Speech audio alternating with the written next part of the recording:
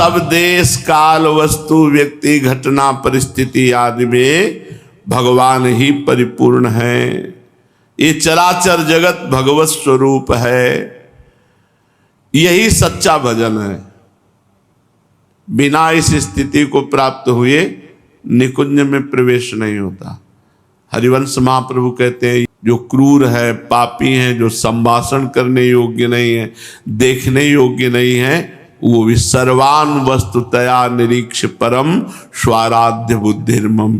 मेरे स्वाराध्य परम बुद्धि मेरी हो गई कि श्री राधा वल्लभ लाल ही सब हैं। चाहे वो क्रूर हो, चाहे दुष्ट हो, चाहे पापी हो, चाहे नीच हो, चाहे संभाषण योग्य न हो, देखने योग्य न हो, छूने योग्य न हो। ये हरिवंश महाप्रभु कह रहे हैं। ये कोई न सोचे कि ये तो मेरे संप्रदाय की बात नहीं, गीता सबके संप्रदाय की है।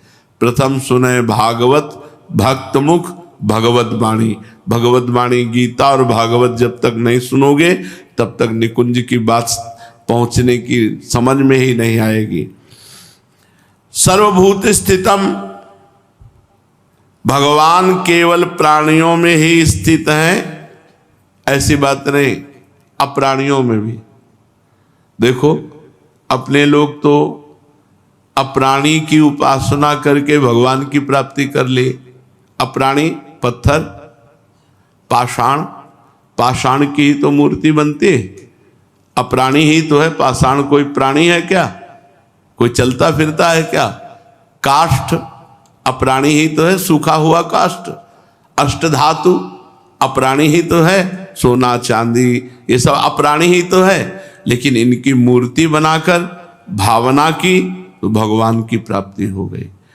प्राणी में ही भगवान नहीं, अप्राणी में भी भगवान है। जैसे नरसिंह भगवान का प्रादुर्भाव अप्राणी खंभा से हुआ।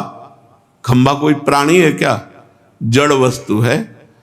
जड़ वस्तु से परम चैतन्य सच्चिदानंद भगवान नरसिंह का प्रादुर्भाव हो गया। क्योंकि प्रहलाद जी ऐसे भक्त थे जो सर्वत्र भगवान को देखने वाले थे। हिरण्यकश्यप ने कहा क्या इस खंबे में तेरा हरि है? हाँ। जीव ही घूंसे का प्रहार किया, खंभा फट गया और विकराल रूप से भगवान प्रकाशित हो गए। क्योंकि सर्वत्र भगवान है। सर्वभूत स्थितम, भगवान केवल प्राणियों में ही स्थित है, परंतु वास्तव में ऐसी बात नहीं। भगवान केवल प्राणियों में स्थित नहीं, प्रत्युत संसार के कण कण में परिपूर्ण रूप से स्थित हैं। जैसे सोने के आभूषण सोने से ही बनते हैं, सोना ही उसमें स्थित रहता है और बाद में आभूषण बिगड़कर सोना ही बनता है। ऐसे ही सब समय देखने वाला सोना ही देखता है, आभूषण नहीं देखता है। ये सब सोना ही है। ऐसे ही स्त्री पुरुष जड़ चैतन्य ये सब स्वयं भगवान बने हुए हैं। स्वयं भगवान सर्वथा वर्तमानों सहयोगी मई वर्तते। वो शास्त्र और वर्ण आश्रम की मर्यादा के अनुसार खाते पीते सोते जागते उठते बैठते सभी क्रियाएं करते हुए मेरे में ही बरतता है। भगवान का सतत स्मरण, भगवत स्वरूप में स्थित होकर वो खा रहा है, पी रहा है, चल रहा है, बैठ रहा है, शौच हो रहा है, स्नान कर, सारी क्रियाएं भगवत स्वरूप में स्थित होकर वो मेरे में ही रहता। सर्वथा वर्तमानों पे सहयोगी मई वर्तते। भगवान कह रहे हैं सर्वथा वर्तमानों पे बर्ताव करता है वर्तमान में भगवत स्वरूप में स्थित होकर। जो भी क्रियाएं कर रहा हो भगवान में स्थित होकर। कारण कि जब उसकी दृष्टि में भगवान के सिवाय दूसरी कोई सत्ता ही नहीं रही तो वो जो कुछ बर्ताव कर रहा है वो कहाँ करेगा? श्री भगवान में। वो सब बर्ताव श्री भगवान में, मेरे में ही सब कुछ करता है। आत्मोपमेन सर्वत्र, सर्वत्र सर्वत्र का सब जब तक समाधान नहीं हो जाएगा तब तक साधक राग द्वेष करता रहता है, लड़ाई झगड़ा करता। अरे अपने प्रभु से लड़ाई झगड़ा, सब में प्रभु। अपने प्रभु को गाली दे रहे हो, अपने प्रभु के प्रति द्वेष जब शास्त्र कह रहा है और स्वयं भगवान कह रहे हैं, ये भगवान की वाणी है। ऋषि मुनि जो कहते हैं वो भगवान जो अनुभव कराते हैं, यहाँ तो स्वयं भगवान कह रहे हैं। सब में भगवान हो, आप भगवान की आराधना करते हो, लड़ाई झगड़ा करोगे, भगवान की प्राप्ति होगी। आत्मौपम्येन सर्वत्र समम पश्यति यो अर्जुन, सुखम वा यदि वा दुखम सयोगी परमो मतः। आत्मोपम्येन सर्वत्र समम पश्यति यो अर्जुन। साधारण मनुष्य जैसे अपने शरीर में अपनी स्थिति देखता है, तो उसके शरीर के किसी अंग में किसी तरह की पीड़ा हो तो यही कहता है कि मुझे दर्द है, जबकि वो हाथ में दर्द है, पैर में दर्द है, लेकिन वो अनुभव करता है मुझे दर्द है, क्योंकि वो पूरे शरीर में मैं का संचार कर चुका है। मैं यद्यपि है नहीं। जैसे अज्ञानी मनुष्य अपने शरीर को प्यार करता है, कहीं भी चोट लगे तो सीधे उसको चोट लगती है, ऐसे ही सब प्राणियों में प्यार, चराचर जगत में सब दूसरे को। पर दुख द्रवै सो संत पुनीता, जो दूसरे के दुख को देखकर द्रवित हो गया। जैसे अपने हाथ में पीड़ा तो अपनी पीड़ा, ऐसे दूसरे को पीड़ा तो अपनी पीड़ा। सब में भगवान विराजमान है, सब में प्रभु विराजमान है, और प्रभु हमारे प्राण प्यारे हैं, तो मेरे प्रभु को कष्ट है, मेरे प्रभु, ऐसी भावना। प्राणियों में भगवान को समान देखने वाला भक्त सभी प्राणियों का समान रूप से सुख चाहता है। इसलिए हमारा धर्म जो हित धर्म है वो प्रधान वृत्ति रखता है, सुख देवे को चावचित सब सो हित निष्काम। सबसे निष्काम भाव स्वयं रखकर, स्वयं से कोई चाह नहीं, लेकिन उसके सुख देने की भावना है। ये हमारा धर्म है। नाम वाणी में निरंतर चित्त लगा हुआ है, सुख देवे को चावचित सब सो हित निष्काम।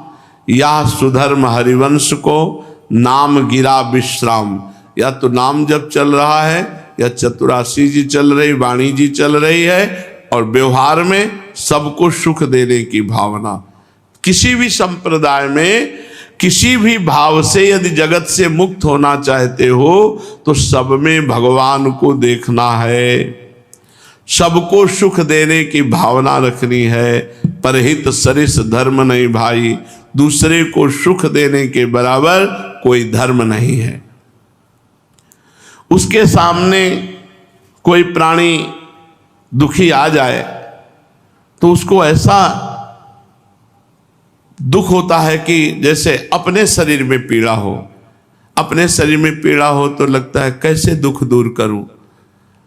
अब कोई उपाय नहीं है तो पीड़ा युक्त हो गया। ऐसे ही दूसरे के दुख को देखकर, हे भगवान मैं कैसे इसके दुख को दूर करूं, क्या उपाय करूं ये दुख निवृत्त हो जाए। अब उसको उपाय नहीं समझ में आ रहा है, इसलिए वो खुद दुखी हो रहा है। दूसरे के दुख से दुखी हो जाना ये महान संत का लक्षण है। पर दुख द्रवैश संत पुनीता, यही भगवान के प्रेमी भक्त का लक्षण है। सर्वत्र कहने का तात्पर्य है उसके द्वारा वर्ण आश्रम देश भेद संप्रदाय आदि का भेद न रखकर सबको समान रीत से सुख पहुंचाने की स्वाभाविक चेष्टा। पशु पक्षी वृक्ष लता स्थावर जंगम सभी प्राणियों की भी समान रीत से सुख पहुंचाने की चेष्टा, साथ ही साथ उनका दुख दूर करने का स्वाभाविक उद्योग। ये केवल भारत में ही है। ये भारत भूमि परम पवित्र है। यहाँ कीड़ा मकोड़ों की भी सुरक्षा की बात कही गई कि सब में, पशु पक्षी सब में।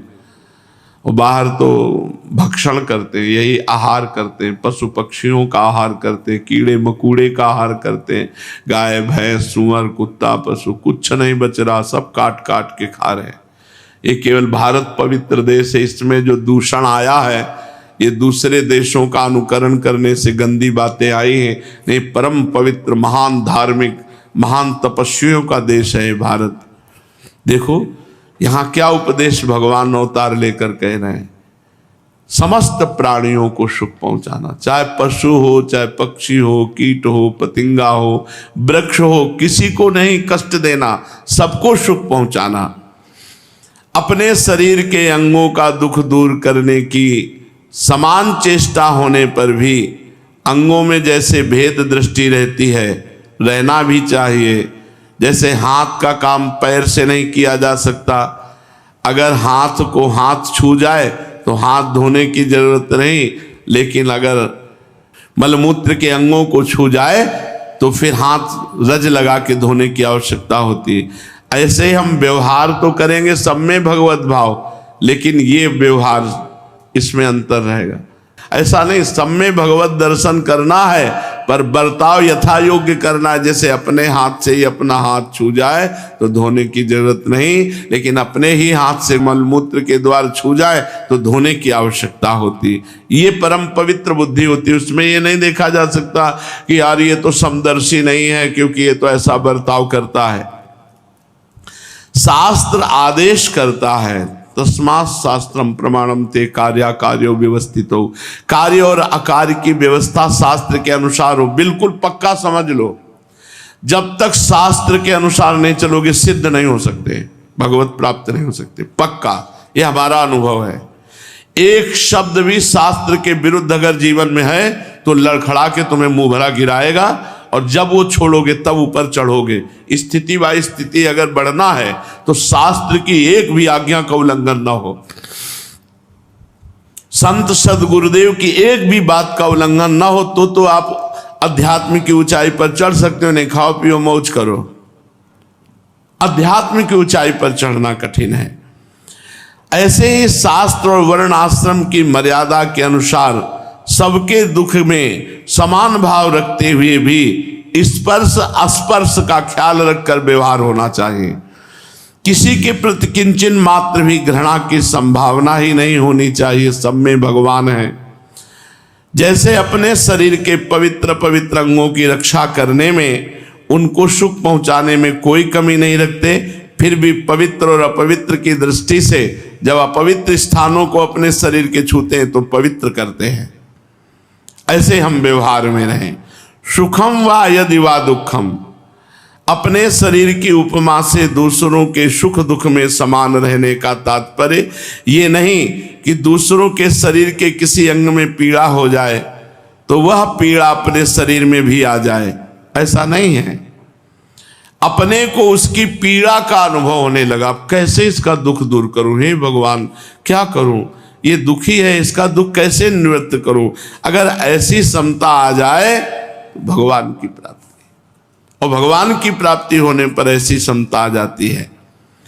जैसे शरीर में आसक्त अज्ञानी पुरुष शरीर में पीड़ा होने पर उस पीड़ा को दूर करने में और सुख पहुंचाने में उसकी जैसी चेष्टा होती है, ऐसी ही तत्परता भक्त को होती है। जब किसी को दुखी देखा तो प्रयासरत हो गया, क्या करूं, इसका दुख कैसे दूर करूं।